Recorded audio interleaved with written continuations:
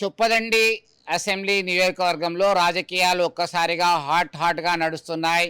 మాజీ MLA TRS నేత సుంకే రవిశంకర్, అలాగే ప్రజెంట్ ఎమ్మెల్యే జిల్లా కాంగ్రెస్ కమిటీ అధ్యక్షుడు మేడిపల్లి సత్యం మధ్యలో మాటల యుద్ధం నడుస్తుంది.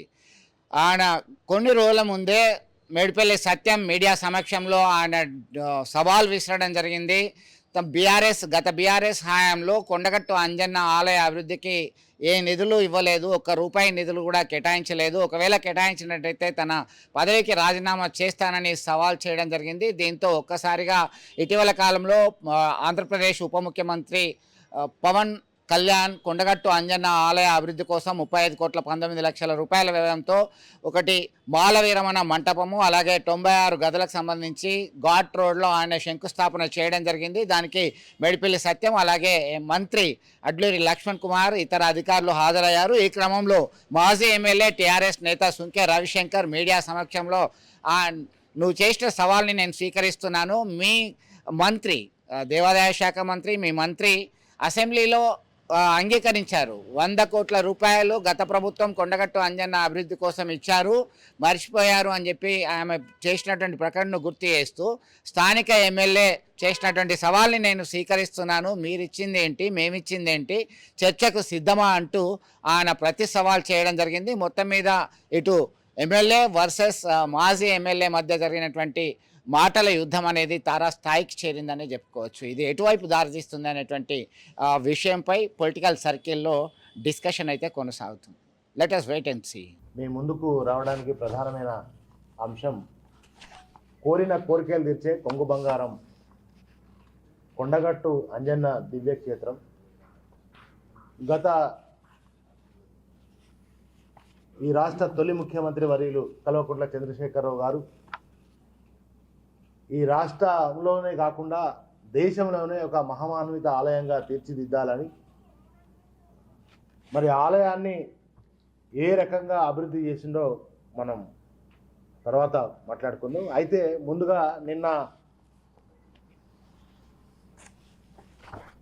డిప్యూటీ సీఎం ఆంధ్రప్రదేశ్ సంబంధించినటువంటి పవన్ కళ్యాణ్ గారు నా నియోజకవర్గం చొప్పదండి నియోజకవర్గం కొండగట్టు అంజన్న దివ్యక్షేత్రానికి తెలుగు రాష్ట్రమైన పొరుగు రాష్ట్రమైన ఎట్లాగూ ఈ రాష్ట్రం వాళ్లకు దీని మీద ఈ 2 ఏళ్ళుగా అయితే సోయి లేదు. కానీ పక్కన ఆయన అంజన్న భక్తుడు, ఆయన హుస్నాబాద్ PRP ప్రజారాజ్యం పార్టీలో ఉన్నప్పుడు హుస్నాబాద్ నియోజకవర్గానికి వచ్చి ప్రచారానికి వెళ్తున్న సందర్భంలో విద్యుత్ వైర్లు షాక్ తగిలి చనిపోయే పరిస్థితి నుంచి బతికిండు కనుక అప్పటి నుంచి మా ఇలవేలు అంటే వాళ్ళ అమ్మ పేరు అంజని, వాళ్ళ అన్న పేరు మరి చిరంజీవి, తన పేరు పవన్ కళ్యాణ్. అంటే వాళ్ళ కుటుంబ దైవంగా భావించేటువంటి అంజన్న భక్తులు వాళ్ళంతా కూడా.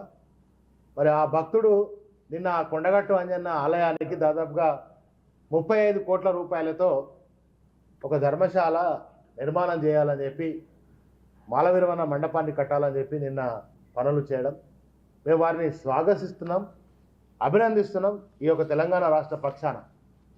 అయితే మరి ఈ తెలంగాణ రాష్ట్రంలో ఉన్నటువంటి ప్రభుత్వం 2 ఏళ్ళుగా ఈ కొండగట్టు ఈ దివ్యక్షేత్రాన్ని వాళ్ళకు కనబడలేదని నాకు అర్థమైంది. ఎందుకంటే నిన్ననే శాసన మండలిలో కొండే సురేఖ మాట్లాడుతున్నా, అది కూడా మీకు వీడియో చూపిస్తా.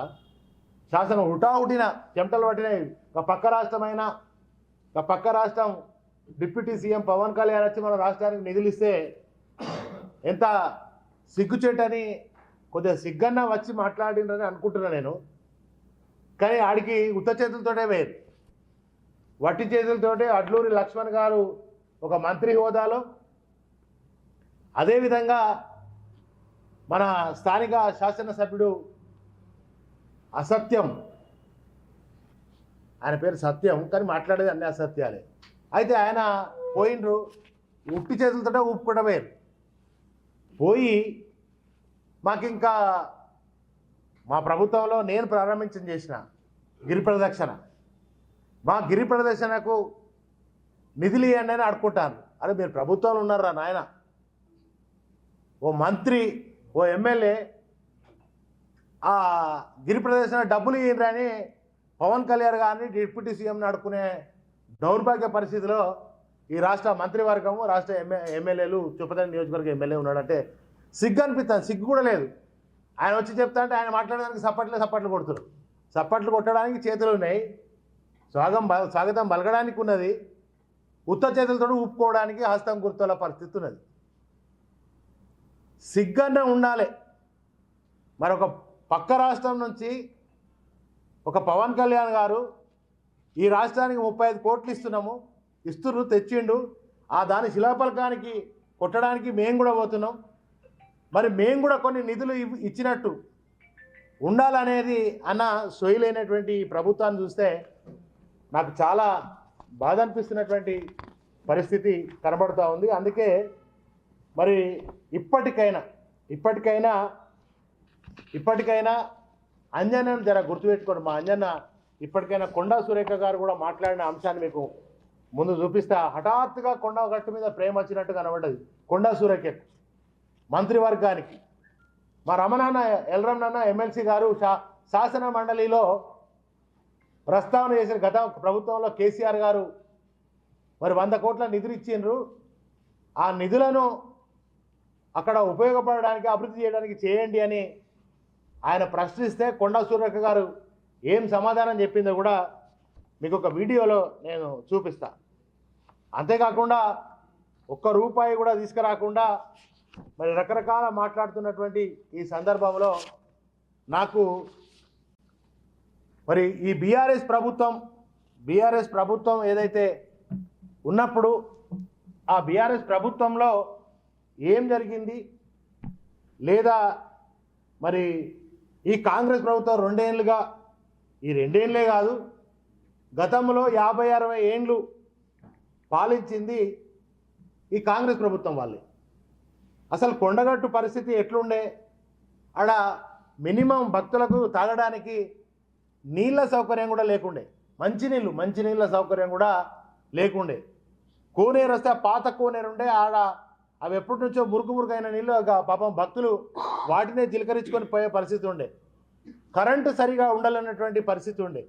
వసతులు అక్కడ ఎవరైనా భక్తులు వచ్చి ఉందామంటే కనీసం ఒక రూము ఉండే పరిస్థితి లేకుండే. ఈఓ గారు కూడా ఉండడానికి ఒక కార్యాలయం లేదు. ఇది కాంగ్రెస్ పాలనలో జరిగినటువంటి పరిస్థితి. అక్కడ జీవన్ రెడ్డి గారు కూడా మంత్రిగా చేసినారు, చాలామంది మంత్రులుగా కూడా ఆ ప్రాంతంలో చేసినారు. కానీ కొండగట్టు అంజన్న గుడికి ఎప్పుడు పోతారంటే ఎన్నికల కంటే ముందు పోయి ముడుపు కట్టి గెలిచిన తర్వాత ఇక అంజన్నని మర్చిపోతారు. ఇక అదే పరిస్థితులలో 60 ఏళ్ళ కాంగ్రెస్ ప్రభుత్వంలో కొండగట్టును మరి అక్కడ లక్షలాది మంది భక్తులు వస్తారు. చాలా దేశ చరిత్రలోనే చాలా పెద్ద దేవస్థానం, కోరిన కోరికలు తీర్చే కొంగు బంగారం కొండగట్టు అంజన్న కనుక మరి అటువంటి ఆలయాన్ని అభివృద్ధి చేయాలని బీఆర్ఎస్ ప్రభుత్వంలో చాలా గొప్పగా ఏ విధంగా చేసుకున్నామో ముందు చెప్తా. కానీ మొన్న నేను ఒక వీడియో చూస్తే కొద్దిగా ఇబ్బంది అనిపించింది నాకు. ₹1 కూడా మీరు ఇచ్చినట్టుంటే ₹1 నేను ఛాలెంజ్ చేస్తున్నా, కొండగట్టుకు బీఆర్ఎస్ హయాంలో ₹1 కూడా మీరు ఇచ్చినట్టుంటే ₹1 నేను ఛాలెంజ్ చేస్తున్నా, ఈ కరీంనగర్ గడ్డ మీద మీడియా సాక్షిగా బీఆర్ఎస్ హయాంలో ప్రభుత్వం నుంచి ₹1 నిధులు కొండగట్టుకు వచ్చినా నేను రాజకీయాలను తప్పుకుంటా. నా సవాల్ని ఎవరు స్వీకరిస్తారు? బీఆర్ఎస్ హయాంలో దేవాలయానికి ₹1 నిధులు ఇచ్చినా నేను రాజకీయాలను తప్పుకుంటా. కొండగట్టుకు బీఆర్ఎస్ హయాంలో ₹1 కూడా మీరు ఇచ్చినట్టుంటే ₹1 నేను ఛాలెంజ్ చేస్తున్నా, ఈ కరీంనగర్ గడ్డ మీద మీడియా సాక్షిగా బీఆర్ఎస్ హయాంలో ప్రభుత్వం నుంచి ₹1 నిధులు కొండగట్టుకు వచ్చినా నేను రాజకీయాలను తప్పుకుంటా. నా సవాల్ని ఎవరు స్వీకరిస్తారు? నేను ఈయన సవాళ్ళను స్వీకరిస్తున్నా.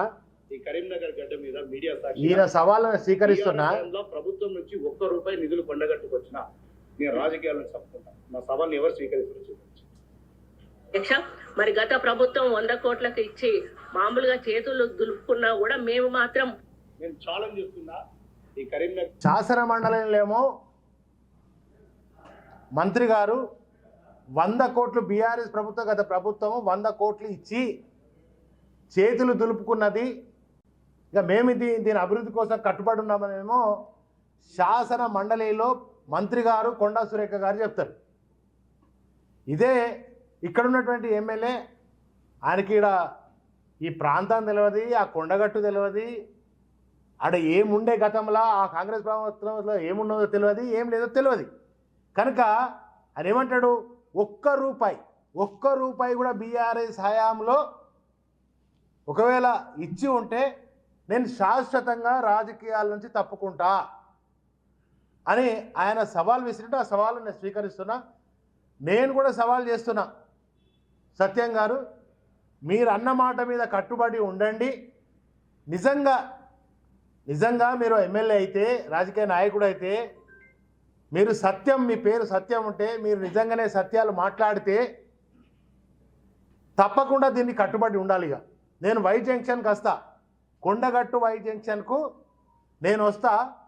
మీరు ఎప్పుడు వస్తాడో డేట్ చెప్తే నేను మా నాయకులతోటి, ఆ మండలము ఆ ప్రాంతంలో నాయకులందరితోటి మేము వస్తాం. మీరన్న రాజకీయాలకు శాశ్వతంగా రాజీనామా, మీ ఎమ్మెల్యే పదవికి రాజీనామా చేసి ఇంకా తర్వాత మాట్లాడుకుందాం. అంటే అవన్నీ చూసిన తర్వాతనే మనం మాట్లాడుకున్నాం. ఇక బీఆర్ఎస్ ప్రభుత్వం వచ్చిన తర్వాత ఏం జరిగిందనేటువంటిది మీకు నేను సవివరంగా కొన్ని అంశాలు మీడియా ద్వారా. కొండగట్టు అంజన్న భక్తులకు లక్షలాది మంది భక్తులు వస్తారు. కాంగ్రెస్ ప్రభుత్వంలో కొండగట్టు ఎట్లా ఉండే? Local to global news at your finger tips. మీ చేతిలో ఒక ఆయుధం. Download raw TV app. Media legend Ravi Prakash is back.